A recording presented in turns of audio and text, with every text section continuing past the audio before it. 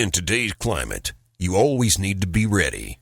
Nothing will make you a more accurate or confident shooter than Crimson Trace laser sighting systems. Get the immediate, decisive advantage of the world's only grip-integrated laser sights. Shoot better. Stay safer. Call 800-442-2406 or visit crimsontrace.com for a free copy of our new laser training video, The Laser's Edge. Broadcasting nationwide, this is Tom Gresham's Gun Talk. Your views, advice, and questions are the driving force of gun talk. Call Tom now at 866-TALK-GUN.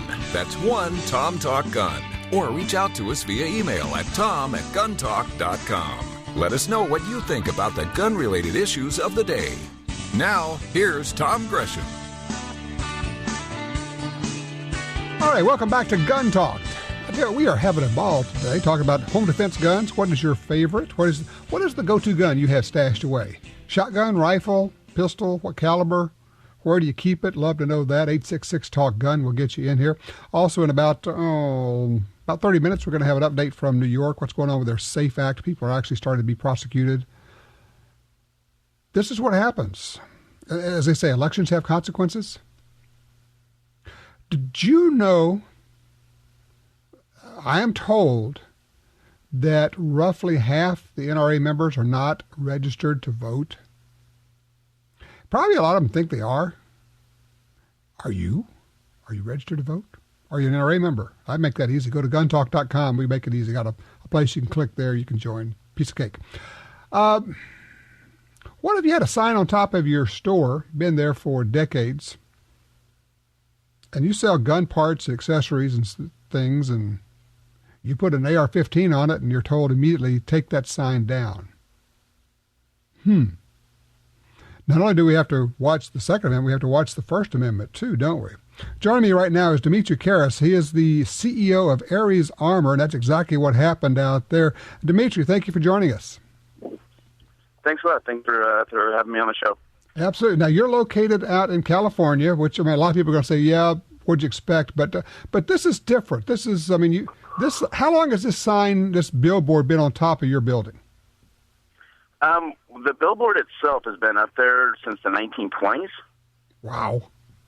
Okay, and they've never told anybody to take it down, and they waited until you put a sign up there that had an AR-15 on it. Yeah, and what is that, 90 years, not one person has been asked to do anything with that billboard other than us, and it was about just a little over 30 days after we put up a picture of the AR-15. So what happened? How did they let you know? What are they telling you?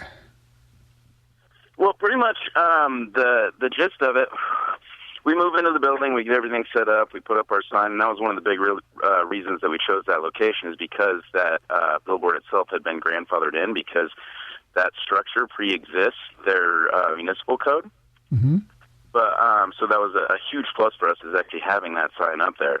And going through the code and everything like that, we were first set up. Everything's going good. We put it up about a week and a half, 2 weeks after that. We actually had some law enforcement officers that were taking pictures of our signs and the inside of the store and things like that from outside. They were undercover.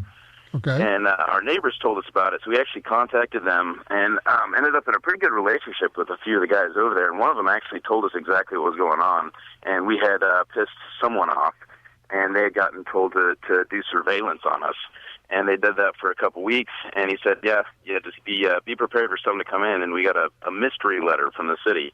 They didn't bother to put a name on it. They didn't bother to sign it. They just literally just sent over a bunch of threats saying if we didn't take it down by, blah, blah, blah date, there's these fines and this, that, and the other. And they actually even threatened us with jail time. Really? They're saying this is a criminal activity? What they're saying is they're breaking their municipal code. Pretty much, they dug through their code to try and find some way to twist the facts around, so we'd have to remove the sign. Mm-hmm. And they got their argument together and sent it over to us that way, and said that by us not removing the sign, that we'd be it would be a misdemeanor and up to about a year in jail. Okay, I'm just guessing that you weren't real receptive to that whole course of action when they send you an anonymous letter not signed, take down the sign or we'll throw you in jail. And it only happened after you put up a picture of an AR-15, which, by the way, is the most popular gun made in America today. So what'd you do? Well, our first course of action, and here's the other thing: in their own code, you have 30 days to appeal any sort of a violation, any sort of a notice that you get like that. Okay. In our notice, they gave us 72 hours to respond. Otherwise, they wouldn't even look at our appeal. So we had 72 hours to try and get together a response to this appeal. We got our response together. We put it in barely before the time was up, which was a clear violation, not only of our First Amendment, but now they're violating due process on top of that, because we did not have time to seek proper legal counsel. We didn't have time to do all these things. Mm-hmm. Luckily, we happened to one of my partners actually has his law degree, so we were able to get that stuff done and in.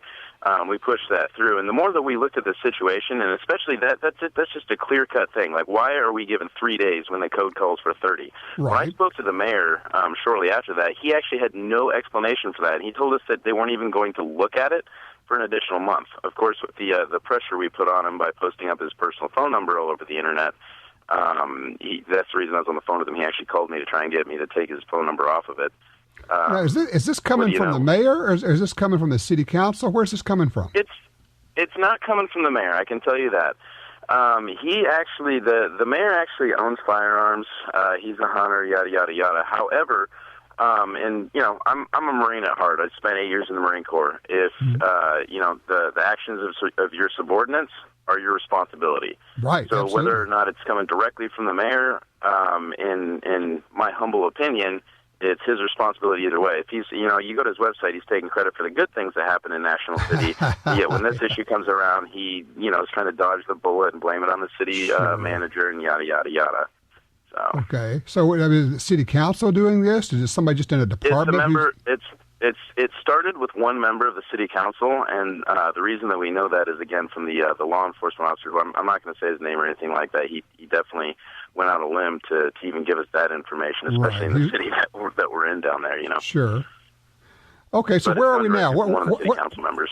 What's going on now? Where's this thing sit? Where we're at right now is we're going to review the appeal tomorrow at the city council meeting. So we're going to have a couple representatives from our company down there from that. 99% chance they're going to deny our appeal, at which point in time we're going to get a restraining order against them, and we're going to be taking them to court.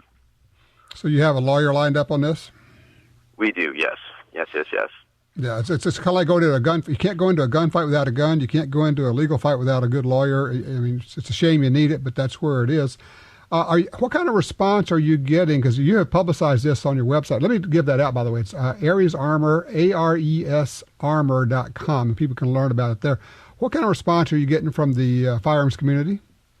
We're getting a really good response for the most part. The one response that actually is slightly annoying, and I see this across the board a lot of times, almost in anytime there's something controversial that happens with firearms, there seems to be a break in the community. And we've seen it in a very, very small level. I want to put that out there. 99% of all the stuff that's coming back is all supportive and things like that. But there is a section of the gun community itself that it seems they don't want to fight. They don't want to do anything. They just don't want to hide in the closet. They don't want publicity. You know what I mean? They don't want to actually engage. They think you can actually.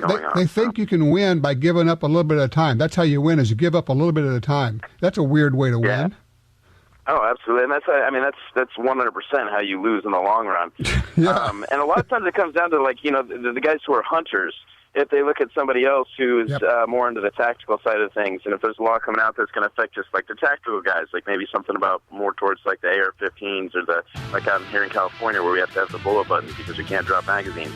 Right. The hunters don't care about that because it doesn't affect them. Instead of coming together as an entire community and targeting even the smallest issue should be fought vehemently. You would think that people would have learned by now because they're going to come after the ugly guns first, and then they're going to come after the rest of them. That's what they've done everywhere else. Dimitri, look, I wish you luck with it. Keep us posted. It's Ares Armor, ARES Armor.com, and if you want to help out, go to the website. He's got ways for you to help him out there. Fight the good fight, my friend. Absolutely. Thank you so much for having us on the show. You betcha. 866-TALK-GUN. They put up a sign with a gun on it. They said, take it down. First time in 90 years. Unbelievable. Check it out, AresArmor.com. All right, we're open lines. What gun are you keeping for self-defense? 866-TALK-GUN.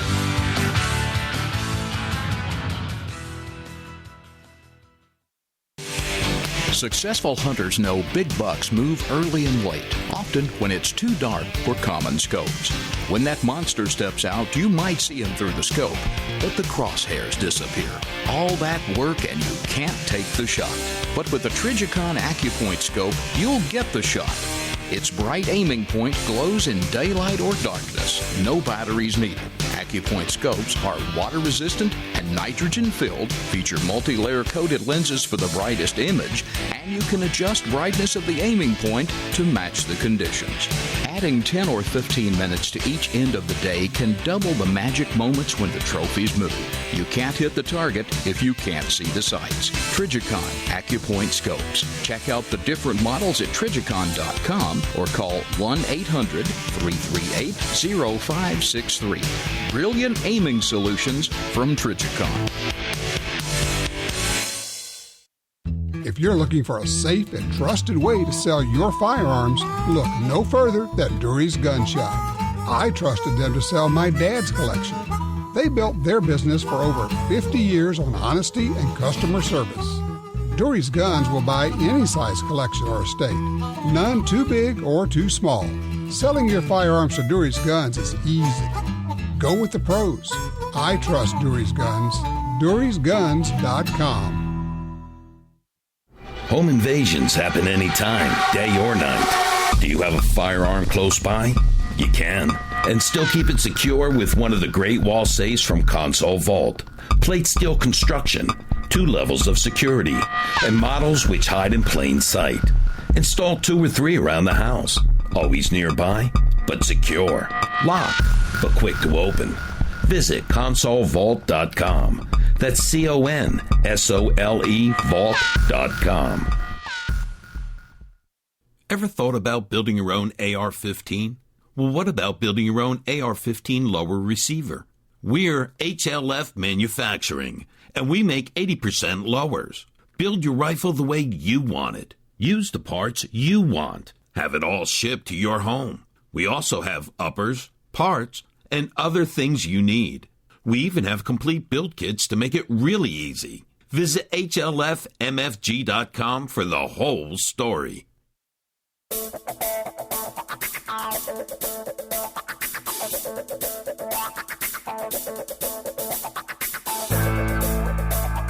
His favorite gun is the one he has in his hand, as long as it's accurate. It's the 1911. You're listening to Tom Gresham's Gun Talk. Well, sometimes it's the 1911. I like them, and I like all of them. Okay, I'm easy. Somebody said, you're just a gun slut. You're easy. Yes, that's probably true. Okay. I mean, some of them are better than others, but I'll shoot anything as long as it's safe, even the ugly ones. So there you go. 866-TALK-GUN will get you in here. Let's see. Let's go talk to Paul. He's on line 3. Hello, Paul. You're on Gun Talk. Yeah, thanks, Tom. I just want to mention another reason I keep my doors locked at home besides keeping the bad guys out. I want to keep the good guys out also.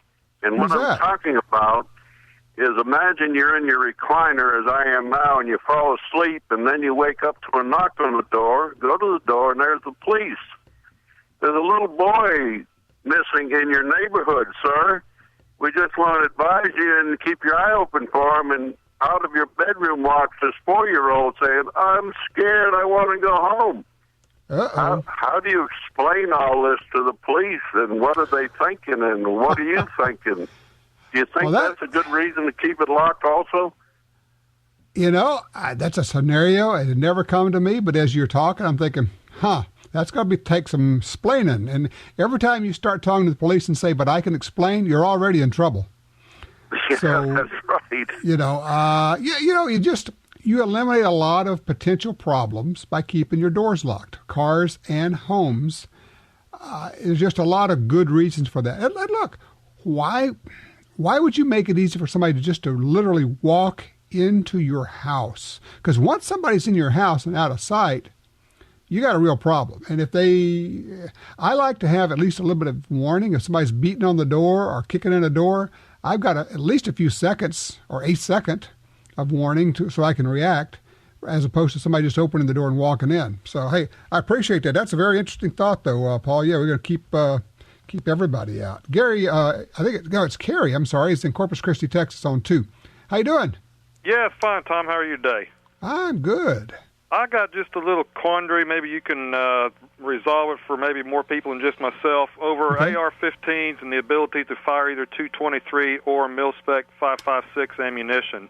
Right. Of course, I was always heard you can't shoot 5.56 unless your AR is stamped for mil-spec ammunition. But I had a retailer, a gun clerk at a local retail establishment tell me recently that, oh, no, that was dispelled a long time ago. There was an international study, research company of some kind, did an extensive study, and bottom line, when they were done, they said there was negligible difference and there was no reason not to be able to fire both rounds of ammo in either one, and that he had been doing it himself for 20 years now. Can you put an answer to that? Sure. I will tell you the official line from the people who make guns and who make ammunition. All right? Because they're smarter than I am, and they test the stuff. They say what you originally said. If the firearm is marked .223, you should shoot only ammunition marked .223 in it. If the firearm is marked 5.56, then you can shoot either one, .223 or 5.56 in it. Now, having said that, the difference is small, and the likelihood of there being a problem is very small. But that doesn't mean none.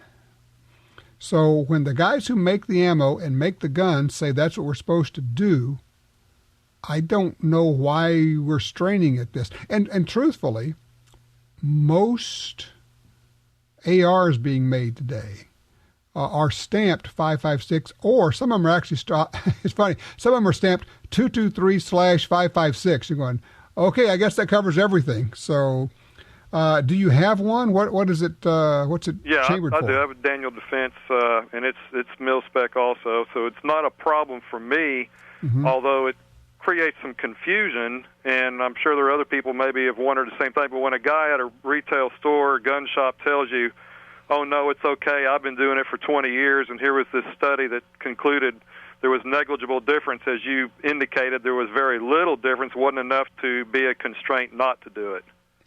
Yeah, look, each person is a grown-up, and you can do what you want to. I used to do, when I was young and absolutely indestructible, I did all sorts of things with loadings and experimental loads and stuff. It's kind of like a guy told me, he says, you can run back and forth across the street with busy traffic with your eyes closed for a while. And every time you do it, you go, see, this is not a problem. This is not a problem, until that semi takes you out. I got away with a lot of stuff. And then as I got older and more experienced and talked to people who are a lot smarter than me, and they started explaining this, I went, oh, okay, we're not going to load anything over the recommended loads. If we want a Magnum, we're going to buy a Magnum. And when they say don't shoot 5.56 in a rifle chambered for .223, I don't see any reason to push it. Now, let me talk for a second about the idea of a gun store clerk giving you ballistic information. He may be very knowledgeable, and there may be such a study, and that's all well and good. A lot of guys who work in gun stores are really sharp and know their stuff, and they've been at it a long time, and they are a valuable resource. However, there are also some people who work at gun stores who don't know that the sun comes up in the morning, and they're just, how do I say this? I'm just going to say it because it's going to tick some people off. There are some real bullies out there. People who like to talk down to customers, who use their position of authority as a gun store clerk to tell you that you're stupid and you don't know what you're talking about. And of course they're going to, yeah, it's a good point, Jim. They sell what they're going to have in stock. I appreciate, Mike, I appreciate that. When you ask about a particular gun, if they don't have it, they're liable to badmouth it because they're going to say what they have in stock. As long as you understand that you have to be responsible for yourself. If there's a gun that you're interested in and they don't have it, ask them if they're recommending something else because they don't have this other one. What's your experience level with it?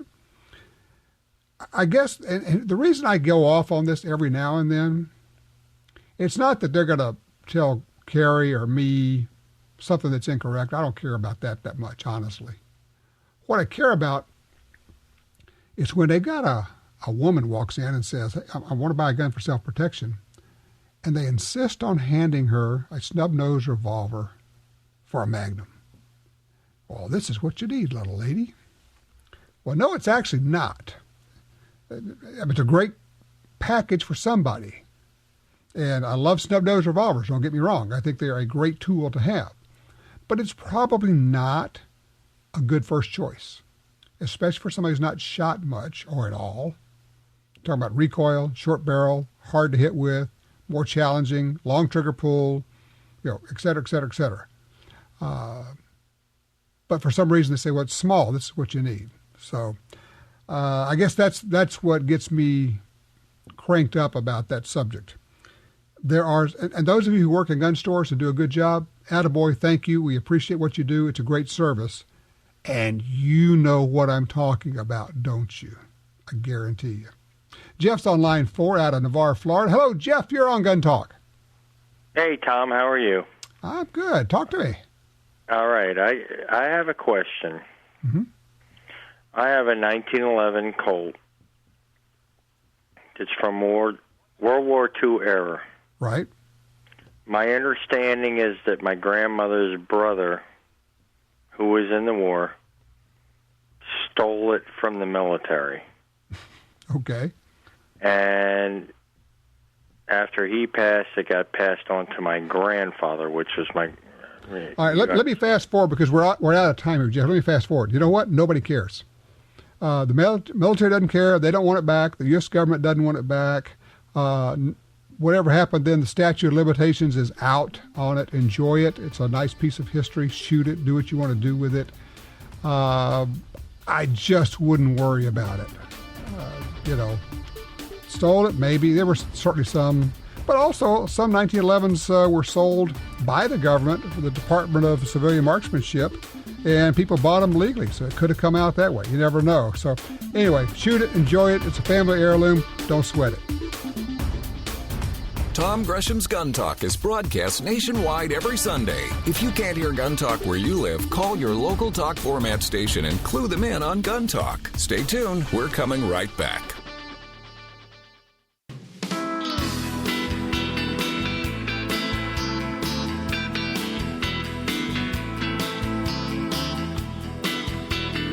Now broadcasting nationwide on radio, via satellite, and through downloads, iTunes, the Gun Talk app, and other podcast clients. You're listening to Gun Talk with Tom Gresham. Just got an email from David. He says that his home defense gun is an AR-15, but it's chambered for the 7.62 by 25, the Tokarov pistol cartridge. He says he's very concerned about noise of shooting a 223-like rifle indoors. And I'm assuming the damage it could do to your hearing. You probably wouldn't actually hear it, but it actually could damage your hearing. And he says that the pistol cartridge is very quiet. Excuse me, had to sneeze there. So that's interesting. You can get ARs in different pistol cartridges, 9mm, 45, others. Interesting thought. I actually had not given it much thought about the noise. I know that some people use a suppressor on the 223. Yeah, in fact, we just had a caller said, pass along his preference. 223 with subsonic ammo and suppressor. 300 blackout, 300 AAC blackout with a suppressor would be very quiet. And if you do, go ahead and go the full package, get an SBR, short barrel rifle, and a suppressor. Now it's not too long. Yeah, that would work. Well. Let's go to Dan. He's in Tulsa, Oklahoma on line 3. Hello, Dan. You're on Gun Talk. Talk to me about 223s. Hey, you were talking about the versus 5.5. Right. And I have some reloads that we purchased from a boy who couldn't get him to work in his magazines. Mm-hmm. And I measured them all, and they measured to spec, which is 2.226, I should say. Okay. And I've got, some original Colt magazines, and they just barely fit in there. But I've got some aftermarket. They're kind of oddballs, and they won't fit. They drag. The nose of the cartridge drags on the side, and you can't load them. Okay. And so what'd you do? they're loaded to specs. And so right now I'm going through and I'm reseating the bullets down about 4 thousandths on each one of them, so they will function in my friend's gun. Interesting. Now, when you say it's loaded to spec, is it to the overall length spec? Overall cartridge length. Okay. Now, which spec, 223 or 5.56? 223 out of the book. Okay, and so, but it's not feeding into mag. That's very interesting. Yeah, you see, you can feel it hang up on the lip of the mag. Now, that's just some mags. The Colt mags, they work just fine. But this aftermarket mag I've got, it's plastic, and it hangs up. So that's just something. Maybe some reason they're coming up with this idea that they don't interchange. Yeah, it's actually more about the chamber, but that's a very interesting piece of information for people to have. Not all mags are mil spec. So if you're having problems, as I've always said, if you're having problems with your semi-automatic feeding, chances are pretty good the problem is actually with the magazine. Dan, thanks for that piece of information. I want to go to line 2, George, Elko, Nevada. Hello, George. Hey, how you doing, Tom? Good. Two things. As far as home defense, we have a 1911 and a PK 380 and a Walmart junkyard dog. I mean, he goes after badgers, he goes after deer, you name it. Wow. Okay. So, and he was free, and he's a fantastic canine. That's Number great. 2, the positive side about dealing with law enforcement. My partner and I were on a side-by-side ATV, and we went out for a elk hunt, right, up in Area 6, and we were encountered by Nevada Department of Wildlife game officer, and he asked for our license, and showed him our license and our tags, and the next thing he asked is, can you half open the bolts on your rifles?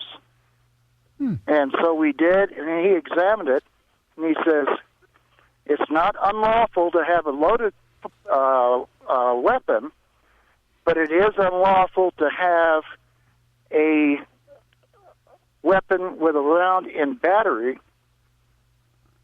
while in a moving vehicle. And he said that's most of the citations that he gives out is people that have, in Nevada,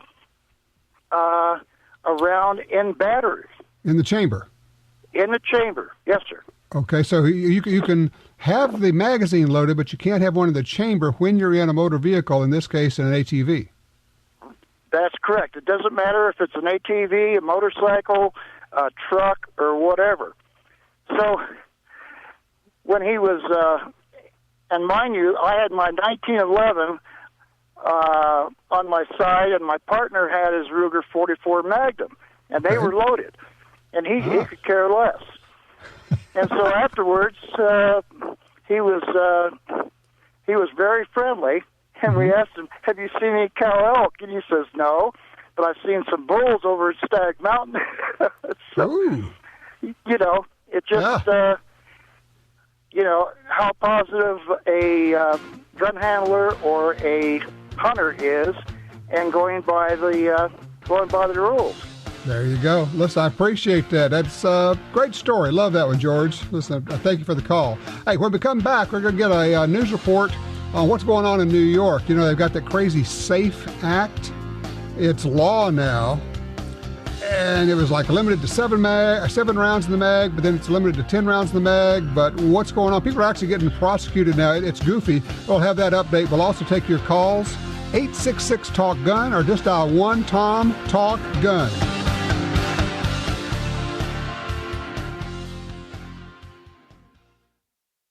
Now your gun safe can notify you if it's moved, opened, or if the temperature or humidity goes up. No matter what brand safe you have, Liberty Safe's new Safe Alert sends an instant alert to your mobile phone. If the safe is jostled or someone opens the door, you'll know. Small, battery-powered, and effective in any safe. Complete your protection with Safe Alert from Liberty Safe. That's libertysafe.com. libertysafe.com. Hi, I'm Michael Bain. You know I hate cleaning guns, so anything that makes that job faster and easier is definitely a plus. And that's where bore tips come in. These reusable, lint-free cleaning swabs make cleaning a breeze. And the tighter-fitting bore tips do a better job on barrels than cotton mops or patches. Hey, it's a dirty job.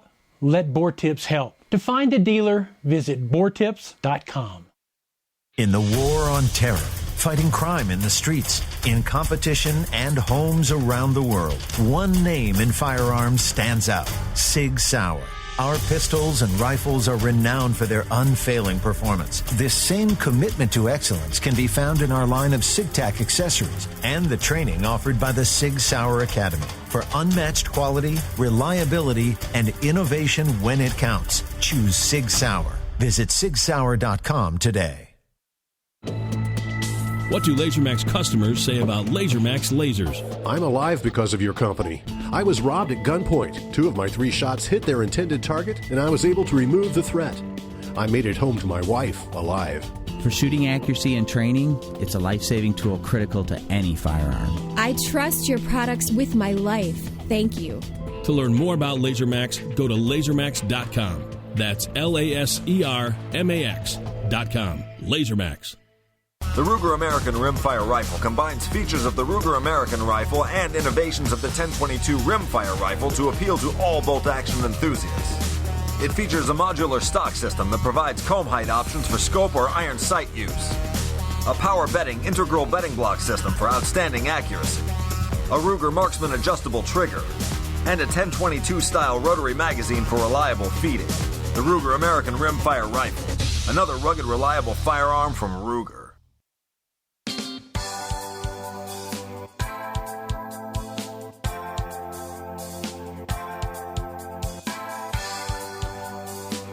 The best way to fight gun control efforts: behave in a responsible manner and then vaccinate non-shooters. Offer to take them to the range and show them a good time. Now, back to Gun Talk. All right, we're back with you. Let's get a report from New York State. Why do we keep talking about California and New York State? Why does it apply to you? Because it matters. Because what's going on there, trust me, there are people in your state legislature who are looking at California and looking at New York and saying, hey, that looks good. We should do that here. So we all need to be informed on what's going on out there. Let's talk to George from OC Shooters on line 5. Hey, George, how you doing? Well, pretty good. My apologies to start off with if what I say is somewhat confusing. We live in New York State, and that's it's hard to understand exactly what's going on sometimes here. But all right. So what's the news? Well, as far as there was a judge who ruled several weeks ago that the biggest news was that the 10-round rule was unconstitutional. So the 7-round rule was unconstitutional. You could have a 10-round magazine, but unless you were at a range, you could only put 7 rounds in it. Right. However, that judge only rules over the western part of New York State. So therefore, the rest of the state doesn't fall under his ruling. However, the New York State Police, because they need a uniform standard, has said that they will abide by the judge's ruling. But some, but not all, of the other DAs across New York State have decided that they will prosecute you if you have more than 7 rounds in your magazine and you're not at a range. However, everyone I've seen, they make it sound like this is not something we're really going to be going after. So I just posted on my blog, which is, if I can mention it, ocshooters.com/blog, for the people who live in New York State, the map of New York State and the areas that the judges preside over. So, right. So what you've got is that some parts of the state, it is legal to carry 10 rounds on a 10-round magazine. In other parts of the state, it is possible to get prosecuted for having more than 7 rounds in a 10-round magazine. And if you happen to drive from one county to another, you could actually go to a place where you were from where you were legal to a place where you're not legal. Yeah, that pretty much is correct. And it depends on the local DA, and it depends on the police officer. However, I've told everybody, don't bet your freedom basically on the fact that some police officer who needs his job is going to respect your rights more than he does his retirement plan. So that's just human. That's just human nature. It's what it is. Hey, George, listen, I appreciate the updates on what's going on in New York. I got some other folks I've got to get to here, but it's ocshooters.com, and you can find out what's going on in New York State. Thanks for that update, sir. Let me run down to line 3 for a second. Garen is out of Brady, Texas. Hey, Garen, how doing? I'm doing pretty good. It's a beautiful day in Texas. There you go. You're looking for information on this shooting facility out there? Yes. It's called FTW Ranch. It's in the foothills of the hill country there, just right getting in the hill country. It is a fabulous training facility for long-range shooting. They also do some hunting there, but it's called FTW Ranch, and they put on some classes on long-range shooting called the SAM, S-A-A-M, I think it is. But they have for hunters who want to learn to be better with their rifles, and then they also offer that kind of training for people who just are interested in long-range shooting. But the guys there know what they're doing. They're real shooters. You got former SEAL snipers and that type of deal there. So it is a first-class operation. Can I get the phone number? You can, but not from me. You just, I tell you what, if you go on the internet and look up FTW Ranch, you'll get there. But I don't have that information at hand, no. So, but if you look up FTW Ranch, that'll get you there. Garen, I appreciate the call, sir. Let's see. Line 1, Clint is in Farmington, New Mexico. Hey, Clint. Hey, how are you? Good. Hey, regarding the 223 versus 556 thing, I have a 556 AR-15, and I have a 223 bolt-action rifle. I run the 223 stamped brass and the 556 stamped brass through the same resizing die, reloading our own ammo, and I load everything, 223 or 556, to the 556 specs. Right. I haven't had a single bit of trouble. No, I know that shouldn't. 556 brass might be a little bit thicker than 223 brass. Just curious on what your thoughts were on that. Should be fine. You're loaded all to the 556 specs, so it'll. Or do you say you loaded to 556 or 223 chamber dimensions? Loading it to 556. Okay, you should be fine. Here's the thing: 99.9% of the time, it's all going to be fine. And when you have tested it out, you're not loading it to max pressures. You're not trying to make a magnum out of it. You should be okay. And from your experimenting, clearly it's turned out you are okay. So I wouldn't worry about it. Are you seeing any difference or much difference between two different rifles? No. I have a Howa 1500 bolt action, and my father has a Savage. And we've pretty much decided that, we haven't been able to tell the difference between. No, you're not. They're going to work fine. And isn't it stunning how good the rifles are now? It's just unbelievable. Clint, I appreciate that call. Yeah, the whole 223 556 thing, it's, as I say, I pass along the information from the guys at SAMI, Sporting Arms and Ammunition Manufacturers Institute, and the NSSF, the guys who make the ammo, the guys who make the guns, and we do what they say. Shoot the 223 and a 223, or 556. You only shoot 556 ammo in a rifle chamber for 556. If you're doing it differently and it's working for you, continue. Go and send no more. Just don't put it on me if something happens to you. I passed along the information, okay? All right, still got time to get you in here. 866-TALK-GUN. What is your home defense gun? Shotgun, rifle, handgun, rubber band, loud noisemaker? Join the NRA via Tom Gresham's Gun Talk website and receive $10 off the regular membership price. Log on to guntalk.com for details. You're listening to Tom Gresham's Gun Talk.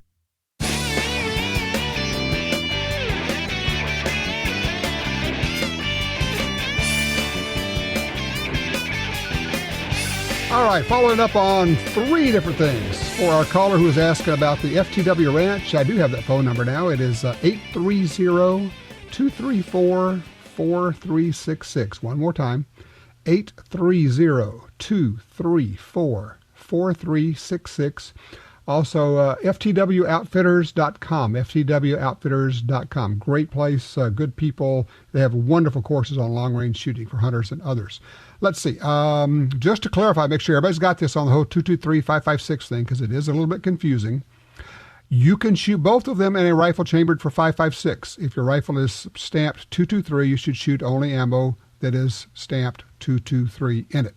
And for our caller from Nevada, talking about can you carry a loaded chamber in a vehicle, turns out the game warden actually was okay on that. The law there, as a listener just pointed out to me, is that the prohibition is only for long guns, shotguns and rifles. You cannot have a round in the chamber. Handguns, it does not have any restrictions. So you were perfectly okay having your 1911 loaded on your side in your vehicle, but he was correct. You cannot have your rifle loaded, have one in the chamber in the vehicle. Weird how that stuff works down. Line 3, Frank, Spokane, Washington. Frank, you've heard this or got this email about this lead smelting factory, huh? Yes. Could you just make a quick comment on that as to the future of what happened with Doe Run? Right. It actually affects absolutely zero, nothing. It won't do anything because no ammo companies get their lead from that place. Everybody, all the ammo companies get recycled lead. So this will have zero effect on ammunition production. Okay, so our future's okay. Well, it's okay from that standpoint. From the other standpoint, from the government, we got to get cracking on that. We got to work on it. So I hope we're all involved there. Thank you, Frank. Let me run to Ryan, line 4, Fresno, California. Talk to me, Ryan, about your self-defense plan. Yeah, my personal defense carry is a Glock 19 that I had customized by Salient Arms International out of Oxnard, California. Okay. And, I originally was a big anti-Glock guy, and then I got to mess around with one of theirs and send mine off and had them build it and completely changed my perception on the Glock platform. So I'm a big Glock advocate now, I guess you could say. Ah, okay, good. And how about for home? Is that your home system? Yes, sir. I carry it every day and use it at home with the Surefire X300. Nice package. I mean, that will absolutely work.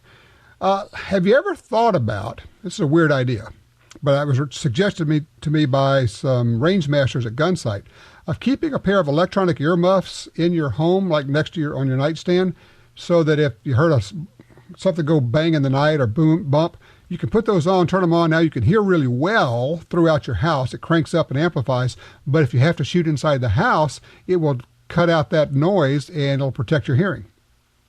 Actually, I do. I have a pair of MSA Sordin Supreme X Pros next to me at all times. You're way ahead of me, man. All right, Ryan, well, sounds like a good system for you, and I'm glad you figured out how to get that Glock to fit your hand. Yeah, there are several outfits that will do all sorts of mods on Glocks, well, everything else, really. Robar, R-O-B-A-R guns.com. They do a real nice Glock modification, and the newer Glocks are less blocky than the older ones. And, of course, you got the M&Ps and the XDs and XDMs and all the rest of them. If you're looking for a really slim polymer gun, take a look at the Walther. That thing feels great. Man, it is really sweet. All right, your assignment. Make a commitment. Not just be involved. Make a commitment to be involved in gun rights. Join your state group. Find somebody to take out. And you know what? Help the economy out. Buy a gun. Buy some ammo. And give me a range report. I want to hear how it's going for you. In the meantime, check out the Truth Squad and go to guntalk.com. Follow me on Twitter at GunTalk. You'll get our regular updates. You have a great and safe week. Check your 6.